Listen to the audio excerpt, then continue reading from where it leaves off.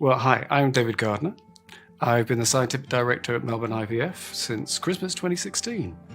And it's been my pleasure to lead a very gifted team of clinical embryologists in the lab and help all the wonderful couples that we do achieve their dreams of having a family. When I started back in '83, there were literally just a handful of test tube babies born in the world. We could barely grow the human embryo in the laboratory, so we had to put the embryos back very early at the 2 to 4 cell stage. Male factor couldn't be treated. We didn't have ICSI until the 90s.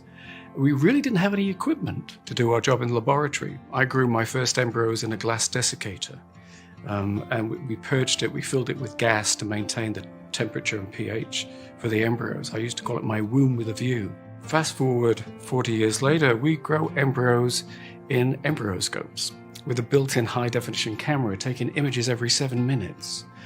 We don't have to touch the embryos. We can watch it in real time and get a complete movie of everything they've done, from fertilization to peri-implantation. It's remarkable. And who would have thought that embryos do a lot of cool stuff at 2 a.m. in the morning? But now we know. So it's been quite a transformation in how we can treat patients, both from a clinical side, but from a laboratory side, the innovations have been wonderful. Like everybody who does IVF, you remember your first patient. My first patient was 1990, I think it was. And I remember taking her into theatre and checking her armband, and she looked at me and she was crying tears, and she just said, "Please get me pregnant." And I just stood there and I froze and I thought, wow, this isn't, an experiment or something. This is real life. And that one patient just changed the game for me. And ever since then, everything I've done, every experiment I've designed, I've always had that lady thinking, I want to help people.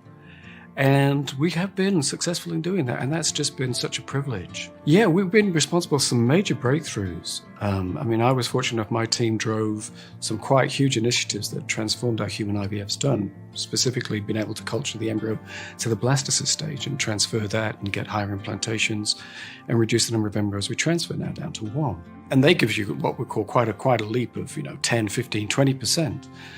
And so much so that you always look for those big items, but it's got to the point that we're pretty good at what we do. But we can see also with our experience where those 1%ers are around the lab or clinical treatments. And that's our commitment. Again, our commitment to excellence is to not say, hey, we've done, thank you very much.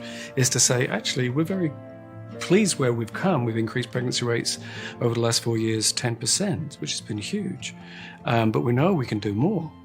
And so we're committed to just finding all those 1%ers around the place in parallel to the next big breakthrough, which will also give us a bigger step up. I always say this, but it's true. Every year when the graduate students start, I always say, you're the luckiest students I've ever had, because this year is the best year to be an embryologist. And they say, oh, yeah, but you must say that every year. And I go, yeah, I do. And it's true. Every year gets more exciting.